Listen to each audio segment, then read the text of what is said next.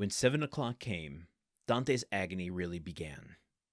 His hand placed upon his heart was unable to redress his throbbings, while the other he wiped the perspiration from his temples. From time to time, chills ran through his whole body, and clutched his heart in a grasp of ice. Then he thought he was going to die. Yet, the hours passed on without any unusual disturbance, and Dante knew he had escaped the first peril. It was a good augury. At length, about the hour the governor had appointed, footsteps were heard on the stairs. Dante felt the moment had arrived, summoning up all of his courage, held his breath, and would have been happy if at the same time he could have repressed the throbbing of his veins. The footsteps, they were doubled, paused at the door, and Dante guessed that the two gravediggers had come to seek him. This idea was soon converted into certainty when he heard the noise they made in putting down the hand-bier. The door opened, and a dim light reached Dante's eyes through the coarse sack that covered him. He saw two shadows approach the bed, a third remaining at the door with a torch in his hand. The two men, approaching the ends of the bed, took the sack by its extremities. "He's heavy, though, for an old and thin man," said one as he raised the head. "They say every year adds a half a pound to the weight of bones," said another, lifting the feet. "Have you tied the knot?" inquired the first speaker. "What would be the use of carrying so much more weight?" was the reply. "I can do that when we get there." "Yes, you are right," replied the companion.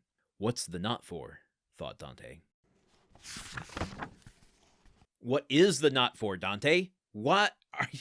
This is the worst escape plan in literature. This is worse than Steve McQueen jumping a fence on a motorcycle.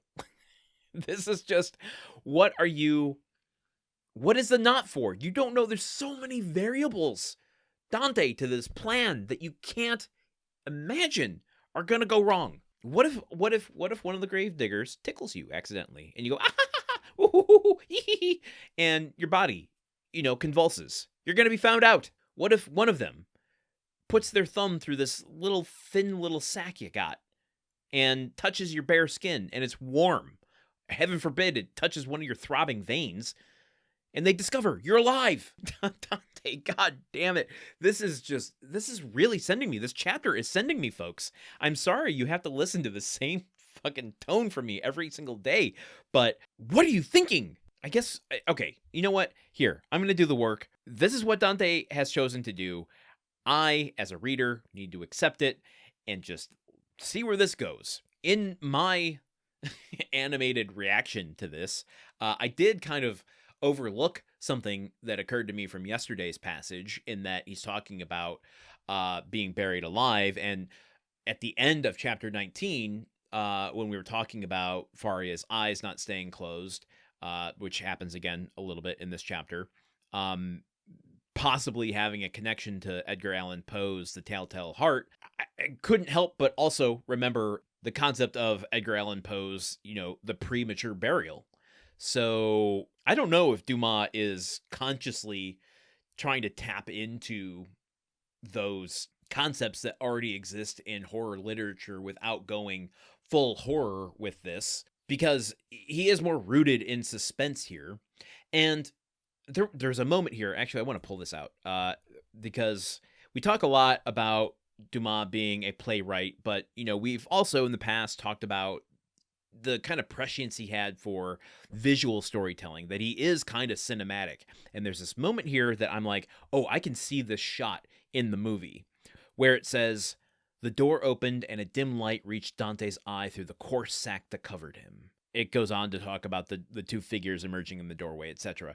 But this is something you couldn't do on stage, where you put the camera in the sack, right? And you obscure the viewer's vision of what's happening. Like, you can put it in a POV shot of Dante inside the sack. You can really immerse the viewer into that experience.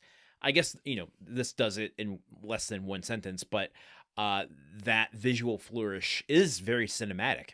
That helps you feel like you are about to be buried alive. I think that kind of evocative nature of what he's doing here is partly what's getting under my skin so much. But that brings us back around to the question, what's the knot for?